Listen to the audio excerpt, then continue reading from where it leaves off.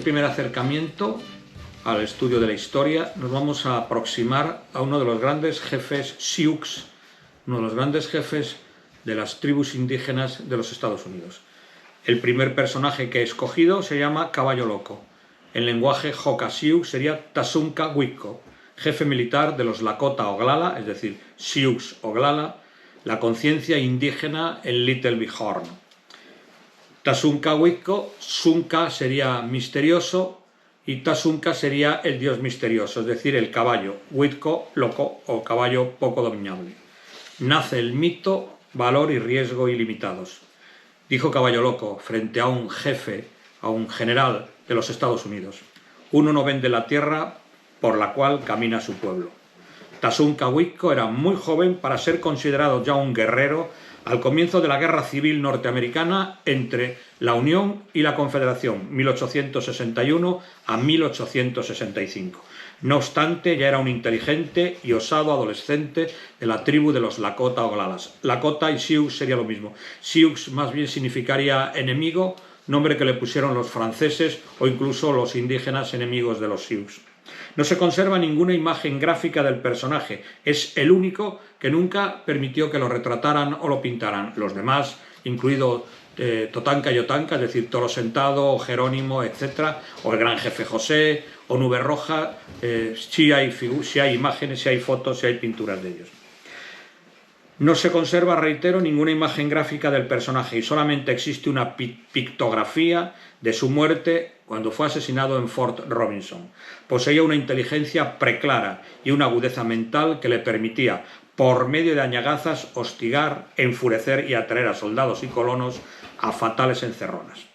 Alto Espinazo y Águila Amarilla colaboraban en sus tretas. Por ejemplo, cuando llegó el mes de la tala de los árboles, hostigaron a soldados y a leñadores en su camino hacia Fort Phil Kearny. En esta ocasión, Caballo Loco desmontó desafiante en una senda de un bosque. Los soldados del coronel Carrington cargaron sus rifles para matarle. En fila de a uno, los indios cayeron sobre ellos y consiguieron una victoria que esa noche fue muy comentada en las hogueras del campamento del gran jefe Sioux o Lakota, Nube Roja. Hacia la tercera semana del mes de diciembre del año 1866, unos 2000 indios se dirigieron hacia el valle del Peno Creek. Fueron seleccionados 10 guerreros jóvenes, con el fin de servir de cebo a los rostros pálidos. Eran 2 Cheyennes, 2 Arapahoes y 2 de cada una de las 3 divisiones de la nación Lakota, es decir, Oglalas, Minneconjous y Brulés. La operación estaba dirigida por Caballo Loco, por Joroba y por Lobezno, los cuales se ocultaron en las proximidades del fuerte Phil Kearny. Y hay un texto que indica lo siguiente: tras incitar con actitudes, un texto de un periodista blanco de la época, tras incitar con actitudes osadas y desafiantes a los soldados, Caballo Loco inició una serie de galopadas frenéticas a lo largo de las cumbres vecinas. Los chaquetas azules hacían fuego a discreción, lo que provocaba el salto de las piedras junto a los cascos de los caballos de los indios. Los 80 soldados perseguidores ascendieron al Lodge Trail Ridge, donde los de infantería fueron masacrados y solo algunos de caballería consiguieron retirarse sanos y salvos, al refugiarse en unos riscos cercanos, haciéndose fuertes tras las rocas cubiertas de hielo. Caballo Loco, Tasunka Wicko y su banda atacaron el campamento de los leñadores, pero cuando los soldados salieron del fuerte para protegerles, los guerreros indios de Alto Espinazo no cumplieron a la perfección el plan de Caballo Loco y los militares no cayeron en la trampa que había estado tan bien planificada. Segundo capítulo, la batalla por las Black Hills, las colinas negras, que en indígena Sioux sería Paja Sapa, el territorio sagrado donde estaban enterrados los indígenas Sioux o Lakota que habían muerto. Dice otro jefe Sioux, Antílope Blanco: nada vive mucho, solo la tierra y las montañas. En el mes de octubre del año 1874, los indios comenzaron a comprender que los hombres blancos tenían puestos sus ojos en el sagrado Paja Sapa, colinas negras. Para empezar, Cabellos Largos Custer, el coronel Custer, habilitado a general, había llenado de banderas las tierras de las Black Hills, las colinas negras. El agente indio Saville no hizo el menor caso de las protestas de los indios, los cuales convirtieron en astillas el gran mástil erigido para la bandera de las barras y las estrellas. El agente Saville fue a ver a Nube Roja. El jefe se negó a castigar a aquellos jóvenes que, armados de hachas, habían transformado el mástil en astillas. La reclamación de los militares estuvo a punto de provocar un motín. La partida del teniente Emmett Crawford fue salvada por un grupo de indios, mandados por Perro Rojo y Joven temeroso de sus caballos, y por la oratoria persuasiva del padre de Joven temeroso de sus caballos, es decir, Viejo temeroso de sus caballos. Nube Roja rehusó nuevamente intervenir. Los jóvenes le habían demostrado que no aceptarían la invasión de Paja Sapa, del territorio sagrado de los Lakota. Además, se acercaban al puesto de caudillos no claudicantes, como eran Yotanka Totanka o Totanka Yotanka, el Toro Sentado, Sitting Bull y Caballo Loco, los cuales no habían vivido en las reservas y por lo tanto no habían aceptado la miseria vital del rostro pálido para poder sobrevivir.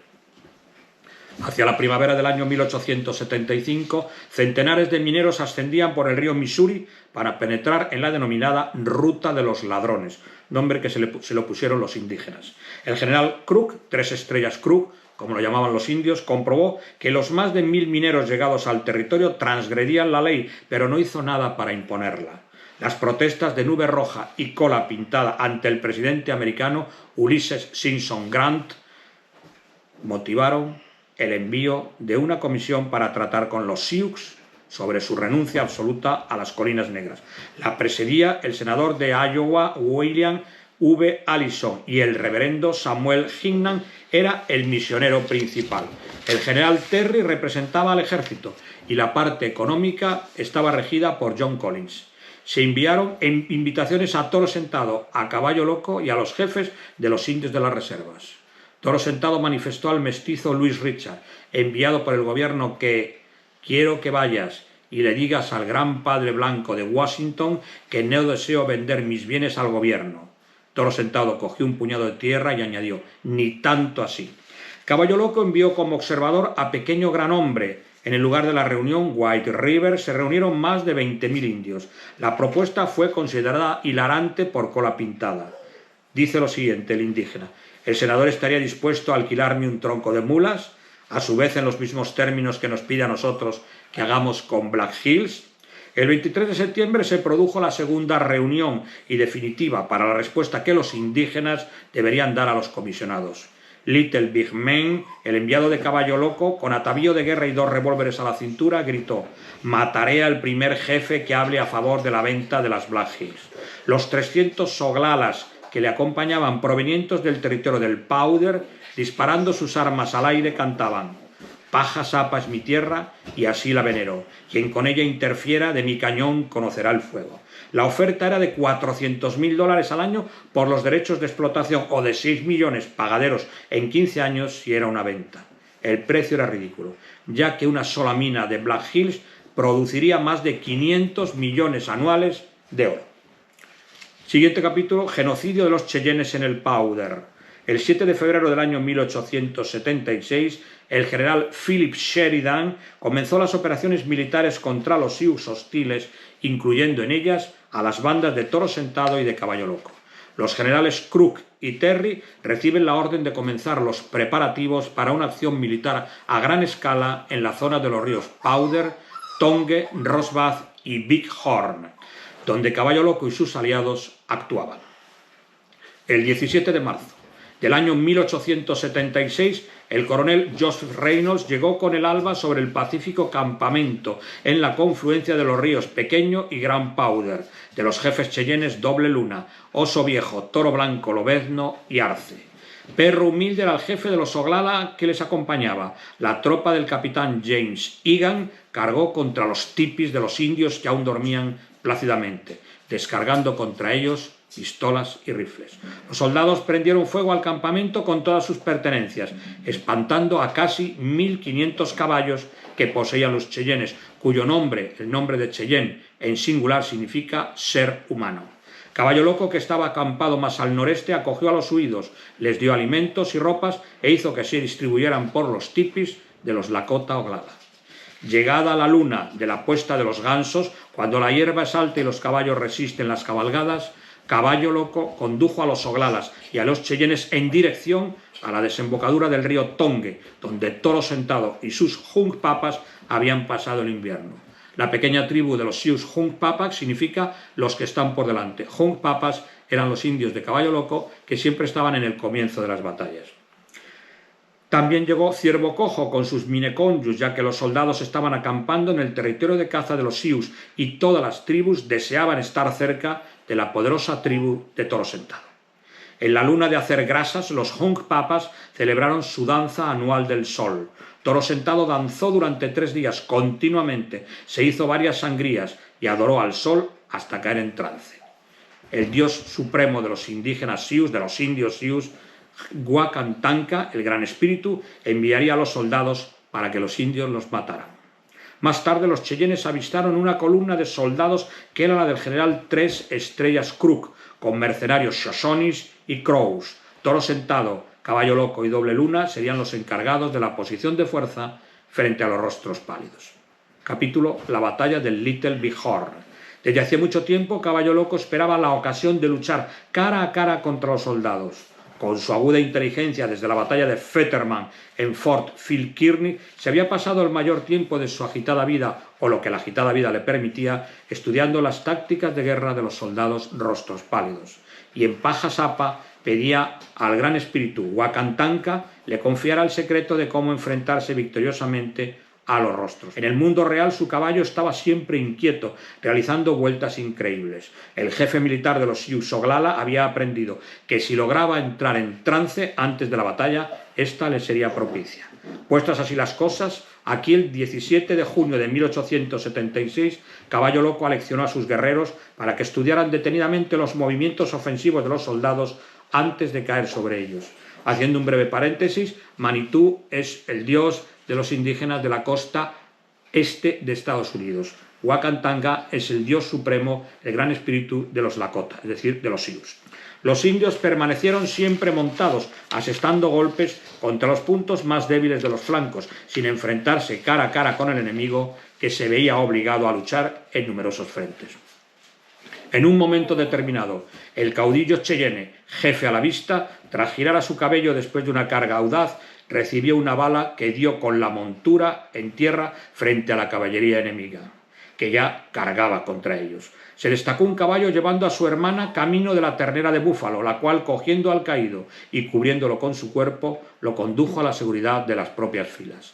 El general Crook fue derrotado y regresó a su base con la intención de recibir ayuda de Gibbon, Terry o Custer. Los indios del Rosbath eran demasiado fuertes. Los jefes decidieron dirigirse entonces al Valle de la Hierba Verde. La región presentaba muchos rebaños de antílopes. Se reunieron unos 10.000 indios, con no menos de 4.000 guerreros. Y dice Alce Negro: nuestro poblado era enorme y era imposible contar las tiendas de que se componía. En dirección sur, río arriba, se hallaban los Hunkpapas. Su nombre, como he dicho antes, significa los que están por delante, porque eran los que acampaban siempre a la entrada del círculo, formado por las tiendas de todo campamento o poblado. Le seguían los Sang Arcs, los Mineconjus, los Oglalas y los Brilés. En el extremo norte estaban los Cheyennes. Era el momento, el comienzo del mes de la maduración de las bayas ásperas, y las aguas de los riachuelos permitían el baño. Todos los jefes gozaban de merecida consideración, pero uno de ellos estaba considerado por ellos mismos como el jefe supremo de las fuerzas coaligadas. Este era Toro Sentado, es decir, Yotanka Totanka o Tatanka Yotanka, es decir, el búfalo sentado, porque solía matar a los búfalos cabalgando sobre ellos. Al gran jefe de los Hunkpapas le parecía que la profecía no quedaba del todo cumplida con la derrota del general Crook. Y hay un texto concretamente de el Pioneer Press, 18 de julio de 1886, de la ciudad de St. Paul, en Minnesota, que dice lo siguiente: en la mañana del 25 de junio del año 1876, este texto es de unos 10 años después, los exploradores indios descubrieron a las tropas de cabellos largos o duras posaderas Custer, que era como los indígenas calificaban al coronel o al general George Armstrong Custer, que tras cruzar el río Rosbath atacaba el campamento. Los indios montaron en sus caballos, tomaron las armas y se dirigieron contra los soldados. Las mujeres reunieron a los niños y emprendieron la huida. T. San Wastewin, prima hermana de Toro Sentado, recogía nabos silvestres cuando avistó a los soldados. Al mismo tiempo, el mayor Marcus Reno atacaba por el sur. Alce Negro dice lo siguiente: están cargando contra nosotros, se acercan, se acercan. Los soldados de Reno abrieron fuego a 400 metros del campamento. El ataque se dirigía contra la parte ocupada por los valerosos Hunkpapas de Toro Sentado. Estos y los Pies Negros se fueron retirando con lentitud deliberada para que las mujeres y los niños pudiesen ponerse a salvo. En la primera descarga murieron todos los familiares del lugarteniente de Toro Sentado, llamado Pizi, llamado Gal en indígena o Agalla. Dice el propio que había perdido a su familia. Mi corazón se llenó de amargura. A partir de aquel momento maté a todos mis enemigos con el hacha. Toro Sentado y yo nos encontrábamos en la zona atacada por Reno. Toro Sentado era un gran hombre y su presencia la mejor medicina. Las mujeres y los niños huían corriente abajo. Las mujeres tuvieron tiempo, no obstante, de recuperar los caballos de algunos guerreros, los cuales, sin pérdida de tiempo, se lanzaron a la carga contra los soldados para detenerles primero y llevarles luego hacia el bosque. Este es el texto, 18 de julio de 1886, del Pioneer Press de St. Paul, Minnesota. Los soldados de Custer serían atacados desde dos direcciones. La puntería de los soldados era mala y los Sioux en cada descarga producían muchas bajas a los rostros pálidos. Los indios no tomaron prisioneros aquel día. Ataques frontales y galopes en círculo, estrechando el cerco cada vez más, definieron la batalla, en aquel momento, contra el 7º de caballería del general George Armstrong Custer. Fue como un huracán, en el que la sangre indígena estaba muy caliente por los desafueros sufridos. Lluvia en la cara, cadera lisa y oso bravo manifestaron haber sido ellos los matadores de Custer. En realidad, la mayoría de los indios jamás habían visto a Custer y desconocían quién podía haberle dado muerte. No llevaba el cabello largo, como era su costumbre, sí, no, más bien corto y del color de la hierba cuando se viste de blanco en las heladas. En los últimos momentos, cabellos largos Custer permanecía aún de pie, como una mazorca de maíz que ha perdido ya todas las hojas a su alrededor. Llevaba ropas de trampero y cuando le vi estaba caído, sosteniéndose de manos y pies en el suelo. Había sido herido en un costado y le salía la sangre por la boca. Parecía observar curiosamente a los indios que le rodeaban. 4 soldados más estaban cerca de él, pero todos estaban heridos de gravedad. Los demás componentes de la fuerza ya habían muerto. Entonces los indios le rodearon y ya no pude ver más. Esto manifestó Tatanka Yotanka, Toro Sentado, Sitting Bull, al Herald New York, el 16 de noviembre del año 1876, unos meses después del hecho de la batalla. La furia que invadió a los blancos en el este no tuvo límites cuando llegaron las noticias de la debacle. A partir del 22 de julio, el general Sherman asumió el control militar de las reservas en el territorio de los Sioux y el poder político para considerar a todos los indios como prisioneros de guerra. La venganza del hombre blanco. En septiembre se envió una comisión para de forma definitiva obligar a los indios a ceder paja sapa a los hombres blancos al gobierno de los Estados Unidos. George Menipeni presidía la delegación. El obispo Henry Whipple, el reverendo Samuel Hinman, que antes he citado, y Newton Edmunds se encargaban de la táctica del palo y la zanahoria. Las Black Hills estaban perdidas irremediablemente y el territorio del río Powder, con su riqueza faunística, acababa de cambiar de manos irremisiblemente como por ensalmo. Nube Roja y Cola Pintada fueron los primeros en firmar. El general Mackenzie presentó a la mañana siguiente, para mayor humillación de los Sioux, a una compañía de mercenarios Pawnees montando los caballos confiscados a los Lakota que habían firmado. En el verano del año 1876, el general 3 estrellas Crook agotó sus provisiones en el territorio de Heart River. Luego atacaron cerca de Slim Buttes al destacamento de caballo americano que murió desangrado. Toro Sentado acudió tarde en ayuda de caballo americano y solo llegó a tiempo de enterrar a los muertos.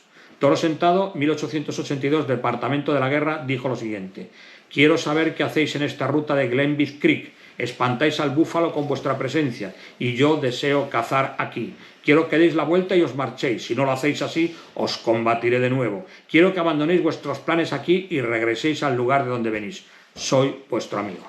Apresamiento y muerte de Caballo Loco. Hacia la primavera del año 1877, Toro Sentado llevó a los suyos hasta el Canadá de la reina Victoria de Inglaterra. Mientras tanto, Caballo Loco estaba siendo perseguido por las tropas del general 3 estrellas Crook hasta su poblado en Box Elder Creek.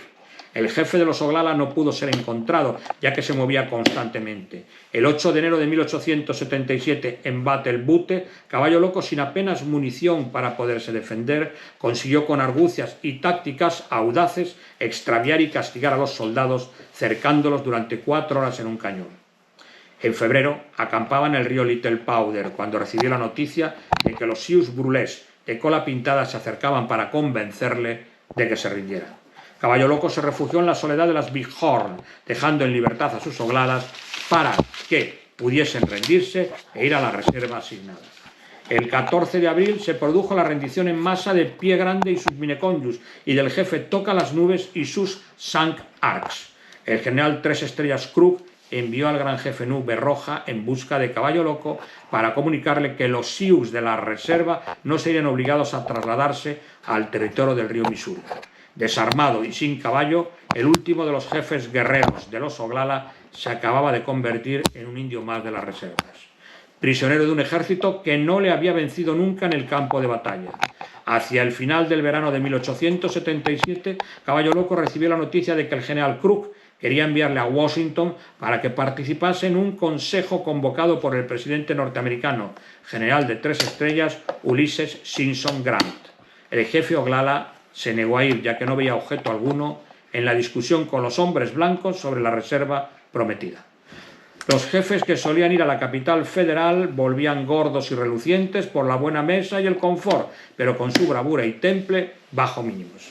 En el mes de agosto advirtió a sus jóvenes guerreros oglalas de que no se alistasen en las tropas del hombre blanco como exploradores en la campaña pavorosa que los rostros pálidos habían comenzado contra los indios Nez Percé, es decir, nariz horadada, del gran jefe Heinmot Tuyalaquet, es decir, el gran jefe José, como le llamaban los hombres blancos. En las Shinny Mountains, los pasquines de alistamiento llenaban la reserva. Caballo Loco no consiguió convencer a todos y decidió regresar al río Powder. El capitán James Kennington lo apresó en la agencia de cola pintada y lo llevó a Fort Robinson, dejándole bajo la custodia y vigilancia de uno de los policías de la agencia, el otrora lugarteniente de los Sioux Oglala, pequeño gran hombre, Little Big Man, y ahora comprado por los chaquetas azules. Pasaron por delante de un soldado con la bayoneta calada y llegaron ante una puerta barrada, detrás de la cual se veía a unos indios cargados de cadenas.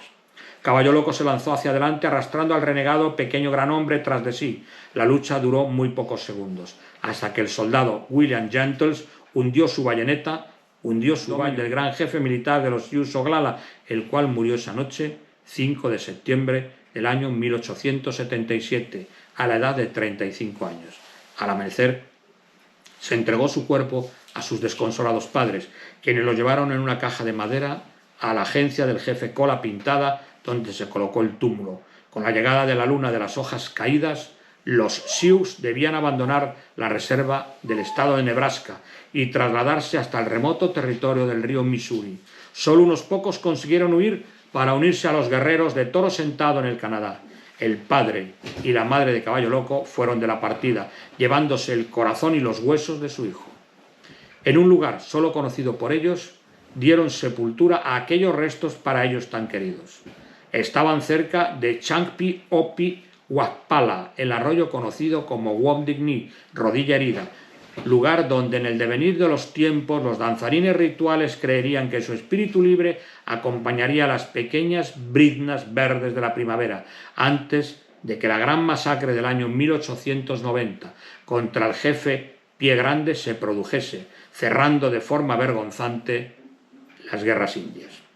Tratado del gobierno de los Estados Unidos de América con los indios de Colinas Negras, Ajasapa, año 1868. Termino con él porque es una de las grandes mentiras que el gobierno norteamericano hizo con sus indios o indios norteamericanos. Ninguna persona o personas de raza blanca podrán establecerse u ocupar porción alguna del territorio de Black Hills, ni cruzar por su geografía sin el consentimiento expreso de los indios.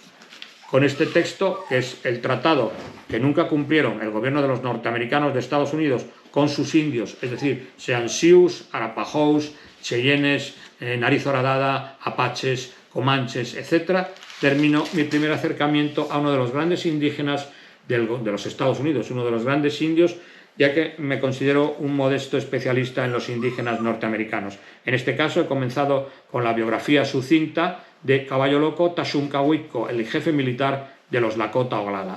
Como he definido, la conciencia india en Little Bihor o en la batalla de Little Bihor.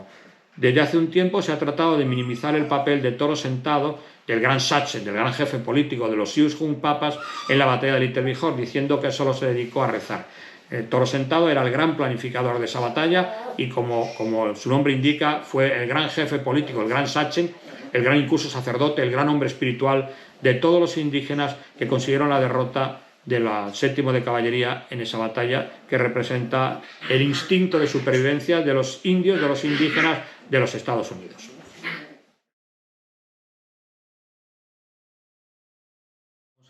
La relación que tienen los indios norteamericanos con los blancos, protestantes, lógicamente anglosajones mayoritariamente, suele ser siempre con cierta reserva, es decir, hay una especie de miedo a ver qué comportamiento o qué incumplimiento de las normas, de las leyes y de los tratados van a tener los blancos, los rostros pálidos, que suelen ser bastantes, ¿no?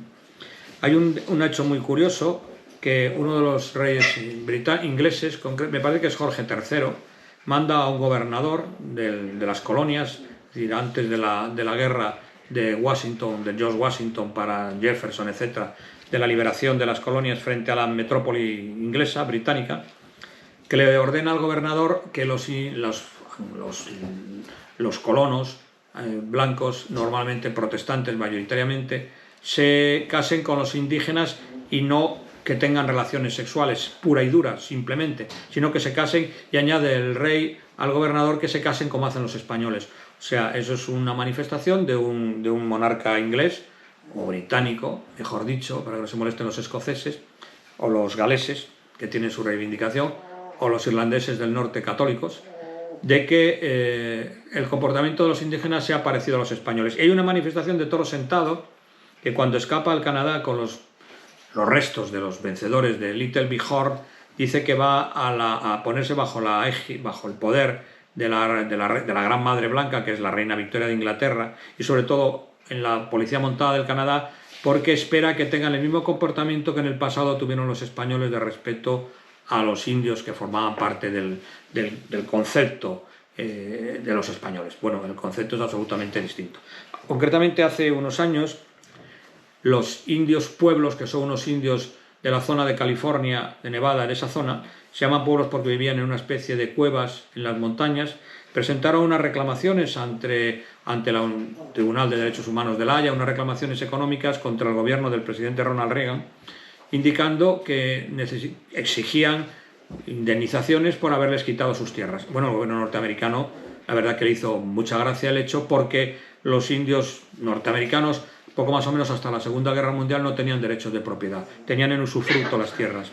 La sorpresa del gobierno norteamericano fue cuando presentaron unos títulos de propiedad concedidos a estos indios por un rey, un tal Carlos III, que había dado títulos de propiedad en el siglo XVIII a los indios de esa zona, con lo cual se diferenciaba, y no estoy haciendo ningún tipo de panegírico, la conquista o la llegada de Cristóbal Colón a América, a las Indias mejor dicho, fue una colonia, y como todas las colonias pues conllevó lo que conllevó, algo bueno, algo malo y algo regular. Pero sí es claro que los españoles lo que fueron fue a quedarse de una forma de asumir a los indios. La prueba es que no hay reservas del Río Grande para abajo y sí hay reservas del Río Grande para arriba. Y no estoy haciendo ningún panegírico a favor de Cristóbal Colón, porque concretamente escribe a la reina Isabel I, reina de León y de Castilla, indicándole que los indios que él ha conocido, que son los indios taínos, sibonéis, etc., incluso los caribos, que son los indios de la zona en la que él está, de las islas próximas al continente mexicano, son muy pacientes, muy mansos. Los caribos no, que eran incluso antropófagos, y que son fáciles de domeñar y fáciles de esclavizar, a lo cual la reina le contesta que sería lo mismo que esclavizar a los 1000 súbditos de Castilla y de León. Como el comportamiento de Colón fue bastante atrabiliario, pues obviamente en un momento determinado los veedores o los fiscales enviados por el rey Fernando el Católico lo trajeron cargado de cadenas. Incluso le hizo una crítica al rey católico del mal comportamiento que había tenido con él, a pesar de la cantidad de tierras y de riquezas que le había promocionado o que le había promovido con su comportamiento. Por lo tanto, yo tengo una enorme simpatía a los indios de Estados Unidos, he hecho varios trabajos sobre toro sentado, sobre Caballo Loco, que es el que he tenido el placer de indicarles, sobre Jerónimo, sobre la sociología de los cheyennes. Son unos pueblos de un enorme interés, más primitivos, está claro, que los indios hispanoamericanos, como aztecas o mexicas, que sería lo mismo, o incas. Los incas es algo muy curioso, porque el concepto de inca se refiere al emperador y a la nobleza que seguía al inca, ¿no? Que eran unos 1500 o 2000, el resto estaban sometidos al poder del inca. Otra de las cuestiones interesantes es la relación que tienen entre ellos, los indios entre ellos. No tienen un concepto de pueblo. Por eso los norteamericanos se aprovechan de esta situación para conseguir que los indios formen parte de lo que los romanos denominarían como tropas auxiliares, incluso lleguen a sargentos. Concretamente, los que asesinan a Toro Sentado son indios que antes habían sido de la tribu del propio Toro Sentado, o Sioux, ¿no? Lo asesinan en la reserva en la que está encerrado Toro Sentado. Es una pena que los norteamericanos no aprovecharan el valor de los indios, que tenían un concepto muy distinto de lo que era la naturaleza, un concepto muy distinto de las relaciones humanas. Por ejemplo, hay tribus como puede ser los Sioux, en que se protegía bastante a los ancianos. Los ancianos tenían un enorme poder y una enorme concesión, una enorme relación en cuanto al resto de la tribu. Concretamente, hay un grupo que se llama la Confederación de los Iroqueses, en la que los más importantes son los Mohawks, los Senecas, etc., en la que las mujeres eran las que escogían a los jefes militares. El poder de las mujeres era muy importante. Las mujeres importante entre los indios y entre casi todas las civilizaciones más primitivas anteriores al gobierno de Roma, concretamente en Europa. Haciendo un paréntesis, entre los Astures, ya que estamos en el territorio de los Astures transmontanos, y yo vengo del territorio de los Astures cismontanos o Astures de León y de Zamora, pues lógicamente las mujeres son las que escogen al jefe militar, son las que dan la dote, incluso tienen una capacidad militar importante, porque Estrabón dice que luchaban con los hombres en las guerras contra Roma, atándose en un pañuelo o una cinta en el pelo.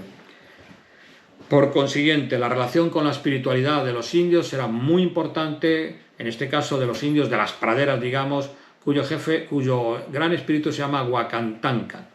Hay una película que está basada en un estudio que hizo la autora del libro, relacionada con un hombre llamado Caballo, donde aparece una gran cantidad de palabras indígenas y donde la palabra caballo significa Suncahuacán. Huacán sería misterioso, Sunca perro, perro misterioso, por lo tanto caballo. Tengo que indicar que los blancos, mayoritariamente protestantes del norte, que se enfrentaban a los indios, tenían muy poco respeto a los tratados que suscribían y además muy poco respeto incluso al comportamiento más primitivo que podían tener estos indios. Pero bueno, tienen una educación luterana en la que Martín Lutero, el fraile agustino, que entró como fraile agustino porque era la mejor forma de hacer carrera social y política, decía que la fe era lo que valía para salvarse y que las obras no tenían ningún poder, con lo cual este comportamiento con los indios aplicaba el concepto luterano. Hay un predicador, un senador por Ohio, que es Pemberton Hayes, que dice textualmente que los indios deberán convertirse al cristianismo y aceptar las normas de la mayoría blanca en Estados Unidos. Y si no las aceptan, como cristiano lo lamento, dice él, pero deberán ser apartados. Apartados significa ser exterminados. Aunque curiosamente en este momento hay unos 5 millones en las reservas indias, algo así como 3 millones, aunque ya empiezan a salir y empiezan a formar parte de la política norteamericana, indudablemente, ¿no? Hay unos 5 millones de indios, porque naturalmente en las reservas la verdad que tenían pocas opciones de hacer otras cosas. Desde hace unos años empiezan a ir a las universidades a formar parte y a exigir y a recuperar la identidad de su pasado. Son una gran cantidad de pueblos bastante distintos en su comportamiento, bastante distintos en su idiosincrasia o en su fenotipo, es decir, no se parecen nada a un Arapaho, donde dicen los cronistas que las mujeres eran las más guapas de las Indias, no se parece nada a un Arapaho con un Shoshone o con un Ottawa o con un, no sé, pies negros, ¿no? Eran pueblos absolutamente distintos, no tenían un concepto importante de nación que les hubiera permitido defenderse frente a los hombres blancos, que les quitaron sus tierras, les metieron al ferrocarril motu proprio y lo tomas o lo dejas.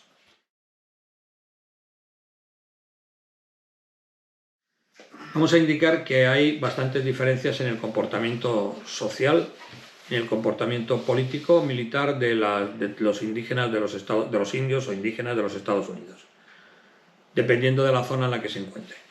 Caballo Loco no creo que supiera hablar español. Las relaciones de los Sioux con los españoles son tangenciales. Por supuesto, no era católico, no era cristiano, era de su propia religión, la religión de Wakantanka, del Gran Espíritu. Mientras que hay otros indígenas que formaron parte de la conquista de América de los españoles y después forman parte de México, aunque después México perdió esos estados por la mala actuación del general Santa Anna cuando pierde la guerra contra Estados Unidos al principios del siglo XIX, después de la batalla del Álamo, en que en San Jacinto fue derrotado por las tropas del general Houston y de Austin, etcétera, por el mal comportamiento, por unas maniobras absolutamente espurias realizadas por el gobierno norteamericano en relación con el estado de Texas, ¿no? Pero hay indígenas, como son los apaches, que por cierto no tenían muy buena fama entre los otros indios por su comportamiento, de quitarles caballos, etcétera, en los que uno de los jefes, concretamente Jerónimo, que es uno de los jefes chiricahuas, sí hablaba español. Su nombre indígena sería Goyactlá, sí hablaba español y sí había sido bautizado por los franciscanos, con los que había tenido una relación muy estrecha. Los indígenas de esta zona, a pesar de las burlas que se hacen en algunas celebraciones comanches relacionadas con Coronado, el comportamiento de los españoles, que también fueron a buscar oro, indudablemente, es muy distinto al que tienen los anglosajones.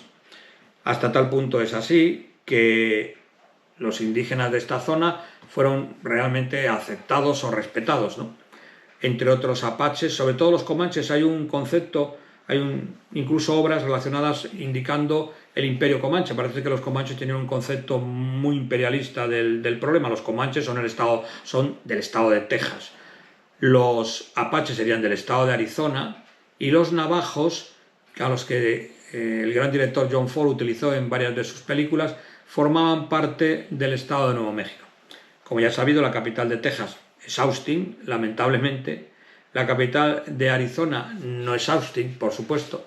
Y la capital del estado de Nuevo México es Albuquerque, que es una ciudad de Extremadura y que los norteamericanos dicen Albuquerque en lugar de Alburquerque, que es como debería ser. Los navajos forman parte se parecen mucho a los apaches y a los comanches. Tienen un comportamiento, los comanches un poco menos, tienen un comportamiento sociológico muy parecido, muy similar entre ellos. Son pueblos muy interesantes, sobre todo los apaches, que dieron bastante guerra a los norteamericanos, ¿no? Hay una novela alusiva a un apache, probablemente basada en bastantes hechos reales, que se llama Apache precisamente. Masai es el nombre del protagonista de esta novela histórica. Por lo tanto, los indios de esta zona se parecen mucho. Los comanches, como he dicho antes, tenían un concepto imperialista del problema. Hay un libro muy importante, escrito por un historiador muy bueno sobre este hecho, y lo llama el Imperio Comanche, porque los comanches sí pensaron en reunificar al resto de las tribus a su alrededor.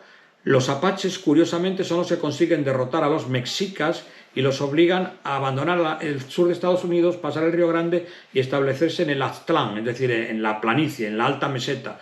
De ahí viene lo de Aztlán, aztecas o mexicas, que es como realmente ellos se llamaban, mexicas, aztecas, porque llegaron a ocupar toda la meseta del norte de México, alrededor de una ciudad que fundaron ellos que se llamó Tenochtitlán, basándose en unos dioses muy diferentes a los dioses de donde provenían, que provenían de la zona que hoy se...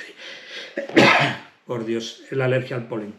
Que provenía de la zona donde vivían los apaches. O sea, los apaches eran un pueblo muy belicoso, también muy divididos en tribus o en familias, como ocurre con todos los pueblos indígenas. Ya que me he referido antes a los astures están divididos en varios pueblos: lugones, paésicos, sorniace, briguecinos, incluso los zuelas, que son los habitantes de la parte sur de la provincia leonesa de Zamora. Vamos a referirnos de forma sucinta al comportamiento de las mujeres dentro de los Sioux. Las mujeres en los Sioux tienen, como ocurre con todos los pueblos primitivos, lo cual es un avance importante con respecto a lo que ocurrió después de Roma, es decir, Roma en Europa va a marcar unas normas distintas, las mujeres romanas están metidas en casa. Voy a hacer un paréntesis. Catón el Censor concretamente acusa a los varones romanos de que son conquistadores del mundo y no pueden meter en cintura a las mujeres. ¿Por qué digo esto? Pues después de la guerra entre Roma y Cartago, en que Roma queda bastante arruinada, pero se va a encargar de dinamitar la economía cartaginesa para vivir de forma zángana a cuenta de Cartago, pues entonces las mujeres las mujeres romanas a las que se les había prohibido utilizar joyas, diversiones, etc., empiezan a exigir, la economía mejora y empiezan a exigir que puedan volver a vestirse más lujosamente, usar joyas, etc. Y como no tenían ningún tipo de poder, ningún tipo de decisión, se lo plantean a sus maridos para que lo presenten en el Senado. A Catón el Censor esto no le gusta nada, y entonces dice aquello a los romanos: habéis conquistado el mundo pero no sabéis poner normas a vuestras mujeres. En ese momento en Europa, o antes, hay mujeres que tienen la misma libertad, derechos y deberes que los varones, lo cual es lo correcto. Concretamente en Esparta, en el siglo de Pericles, el siglo V a.C., las mujeres tienen en ese momento el 55% de las propiedades espartanas, todo lo contrario que en Atenas, donde la mujer no tiene ningún derecho y está metida en casa. En Cartago las mujeres tienen la misma libertad que los varones y los mismos derechos y deberes, por lo tanto, mientras que en Roma la mujer no tiene ningún tipo de derechos. Como he dicho antes, entre los astures, entre los cántabros, etc., las mujeres tienen los mismos derechos y deberes que los varones, lo cual no ocurre entre los romanos. Es decir, los romanos, la mujer está siempre en casa y tiene muy pocos derechos y muy poca capacidad de decisión, aunque sí es verdad que una de las primeras mujeres divinizadas fue Livia, pero Livia era la mujer del emperador Augusto, por lo tanto era una mujer con un enorme poder. El resto tenían bastante menos poder. Me refiero ahora a continuación a que entre los indios Sioux las mujeres realizan, por ejemplo, labores como pueden ser el despellejamiento de los búfalos, pero sí he indicado antes en el texto que una de las parientas de Toro Sentado sí participa en la guerra contra los hombres blancos del séptimo de caballería. Tenían un comportamiento muy similar. La mujer podía divorciarse simplemente abandonando la tienda y yéndose a vivir a la tienda de la persona con la que vivía. Incluso la mujer podía no gustarle el varón, el marido que le había buscado su familia, incluso podía decidir qué tipo de regalos o qué tipo de dote podía entregar a su nuevo esposo. Tantos caballos o recibir una dote que no le gustara y negarse a aceptarla. Por lo tanto, en este tipo de pueblos, las mujeres y los varones tienen prácticamente los mismos derechos y consiguientemente los mismos deberes. Era una sociedad muy cohesionada, porque bueno, es una sociedad que necesitaba avanzar y que necesitaba sobrevivir, por lo tanto era muy cohesionada frente a los enemigos. Por ejemplo, no se trata tanto de matar a un enemigo, sino darle el coup, que era tocarlo. Toro Sentado hablaba de que había dado un golpe, había tirado del caballo a varios enemigos sin matarlos. Esto se consideraba una victoria y se le consideraba que se le podía dar una pluma o, si era un niño, ascenderlo a la categoría de adulto por haber tenido ese tipo de acción militar o bélica contra sus enemigos.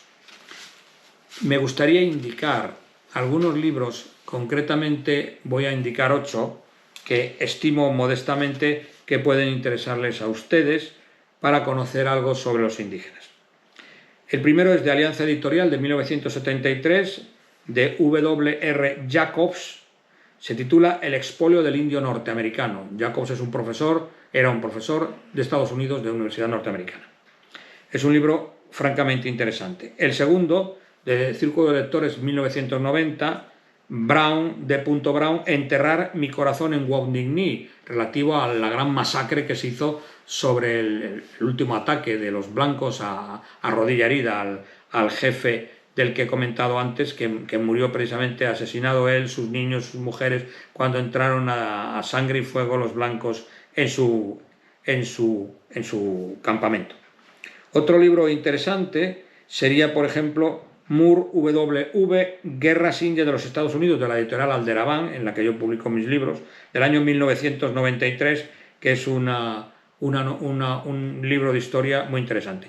Hay un escritor que me encanta, que es James Oliver Curwood, que escribió una novela histórica, pero más bien historia que novela, sobre las relaciones en la época de los Mohawks y de los Sénecas, que se llama Las llanuras de Abraham, de la editorial Juventud de 1981, que les recomiendo porque es una auténtica delicia. De la editorial José J. de Olañeta, en 1995, de un indio llamado L. Standing Bear, Bear creo que es oso. La tierra del águila moteada es una delicia de obra, una delicia de libro, muy interesante y que recomiendo perfectamente. La editorial Mondadori, el año 2001, publicó un libro L. McMurtry, que se tituló Caballo Loco, que es una biografía del indio del que hemos estado hablando. En Ediciones B, del año 2000, D. O'Brien escribió un libro, Los últimos días de Caballo Loco, que es un libro francamente interesante. De la editorial Ariel, que es una editorial de referencia del grupo Planeta, 2003, de E.S. Connell, La batalla de Little Bihor, donde hace un estudio sobre la derrota de Custer en Little Bihor. Y hombre, como no, de José J. de Olañeta, del 1995, del explorador William Cody, es decir, Buffalo Bill, una autobiografía que se llama Vivida en las praderas. Y de la editorial Turner, del año 2004, de Ambrose S.E. Ambrose, Caballo Loco y Custer, que es un estudio sobre cómo era la psicología, el comportamiento moral, ético de los dos que se enfrentaron, Caballo Loco y Custer. Creo que con esto, hombre, de D. Brown, que es un personaje, es un historiador muy vinculado a los indios, de la editorial Bruguera, 1982, Mary la Creek. Los Creek son unos indios del norte de Estados Unidos, del sur de Canadá, que tienen vinculación con los Sioux. Hay una película magnífica de Raoul Walsh que se refiere a Rebelión en el Fuerte, que se refiere a cómo los Creek recibieron a Toro Sentado y lo ayudaron frente a la persecución de los norteamericanos. Hombre, si quieren leer la novela de M. Blake, Bailando con Lobos, de RBA, del año 1993, pues también se puede leer.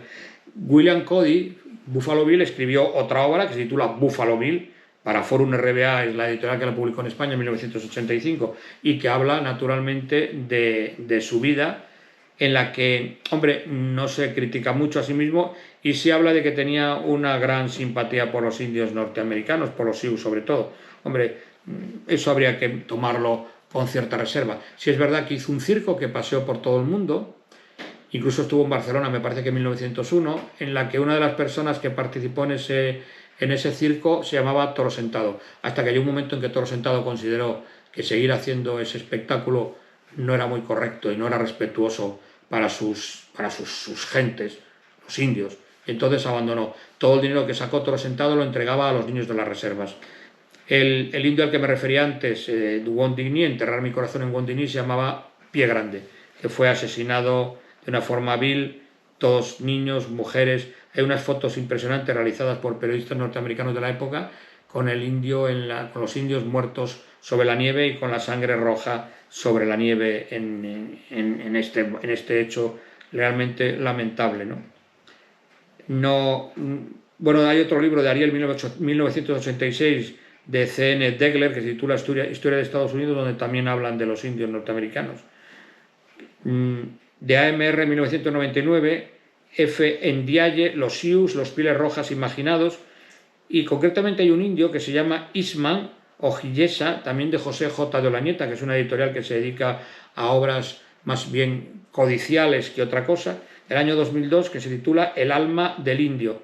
Bueno, creo que con estos libros que les he indicado se puede tener un acercamiento bastante aceptable a cómo se comportaban los indios norteamericanos, concretamente los Sioux de los que hemos estado hablando en el día de hoy, y tener una conciencia de lo que representaron estos indios, que parece ser que vinieron de Asia, atravesaron el mar de Bering, que en ese momento no era mar, sino que era una zona de tierra, para ir a colonizar lo que sería el territorio de las Américas o de las Indias, y desde ahí expandirse por todo el continente. Eso está hoy en revisión, hay una serie de datos en relación con eso, pero bueno, aceptemos que eso podría haber sido las posibilidades. ¿Por qué montaban también a caballo? Pues que fueron capaces de domesticar los caballos que abandonaron los españoles cuando estuvieron en las Indias o en las Américas. Tengo que decir una cosa a propósito de las Américas. Américo Vespucio, no es italiano, como Cristóbal Colón tampoco. En primer lugar, porque Italia no existe y porque yo no creo que Colón naciera en Génova.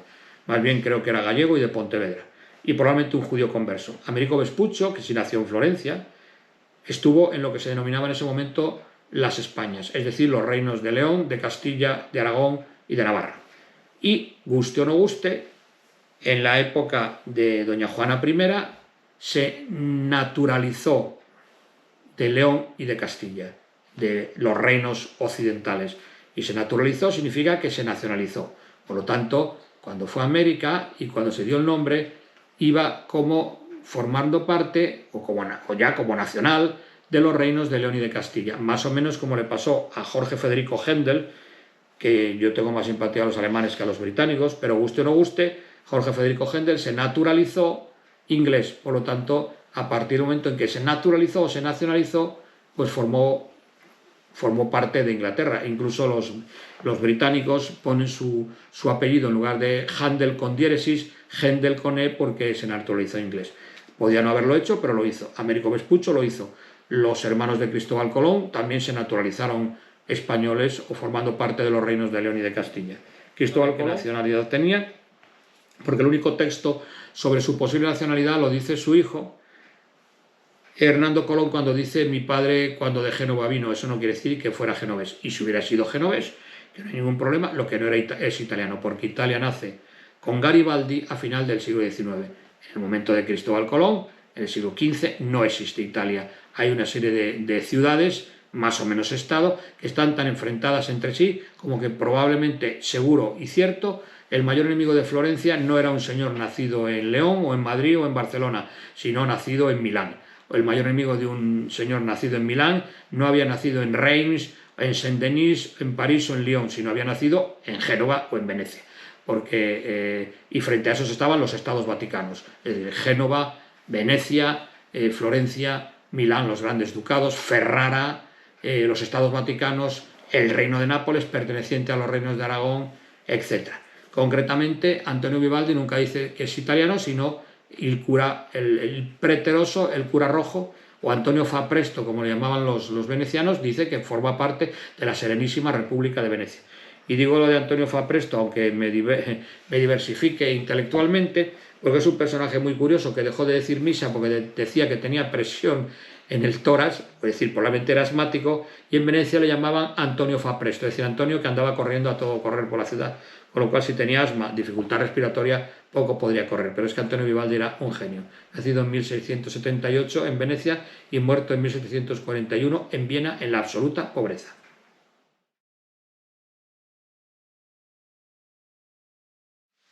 Con respecto al comportamiento de los españoles o la legislación española y la legislación anglosajona, hay una diferencia a favor de la legislación española. Está claro que fue una colonia, que fue una conquista, indudablemente hubo desafueros, como hay en todas las conquistas o las colonias. Ahora, estableciendo graduaciones en las conquistas o colonias, las hay peores. Fue mucho peor la anglosajona que la española, fue mucho peor la romana que la cartaginesa, o fue mucho peor la germana que la anglosajona, etc.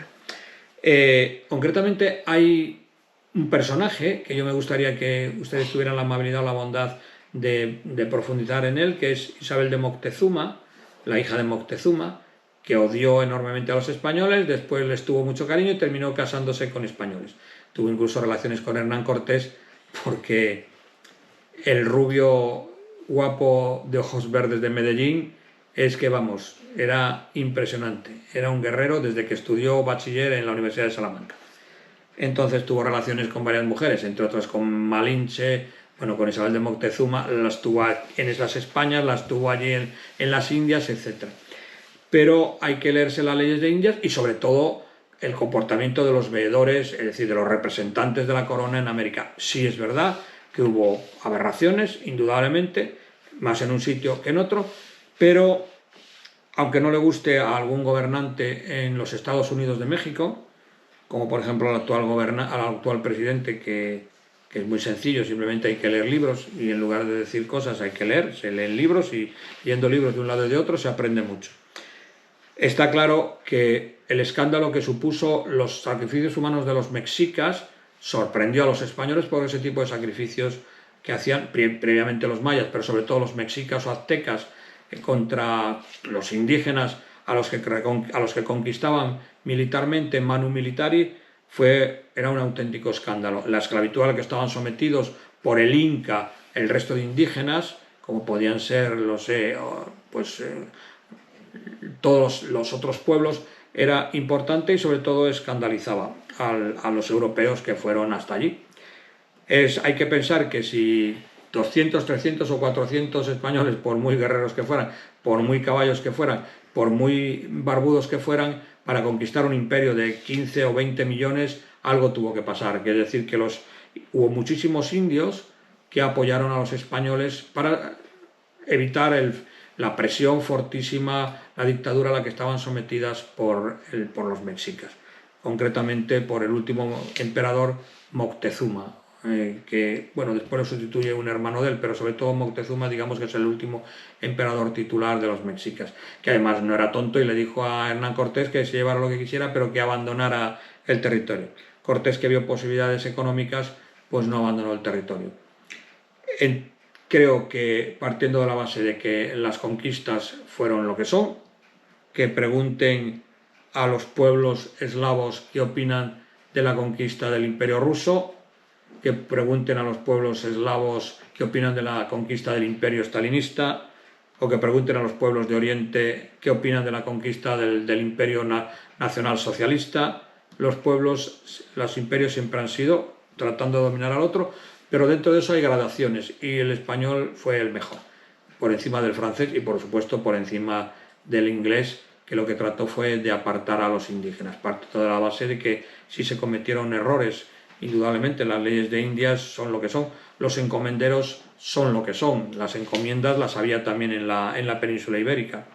Pero bueno, les deseo contar un hecho jocoso de un papa, concretamente León X, que es un papa Medici, es decir, los Medici son los grandes banqueros de Florencia, en que después de que por allí han pasado dos papas españoles, concretamente Alejandro VI, el papa Rodrigo Borgia, que se le da muchísima mala fama porque naturalmente los cardenales italianos denigran al papa Borgia, aunque desde el punto de vista de la doctrina no se le puede acusar absolutamente de nada, aunque sí es verdad que no está enterrado en las grutas vaticanas, ni él ni su tío Calixto III, pues León X, que es el papa que sustituye a Julio II, el cardenal de la Rovere, el cardenal de la Capilla Sixtina, el papa de Miguel Ángel, el papa de la Capilla Sixtina, pues León X dijo lo siguiente: los españoles son una mezcla asquerosa de judíos y moros, lo cual ese era el concepto que tenían en Europa del sincretismo, incluso de razas, que había en la península ibérica. Se han hecho estudios donde se dice que el número por ejemplo, de hebreos, de judíos que salieron de España no supera los 50.000.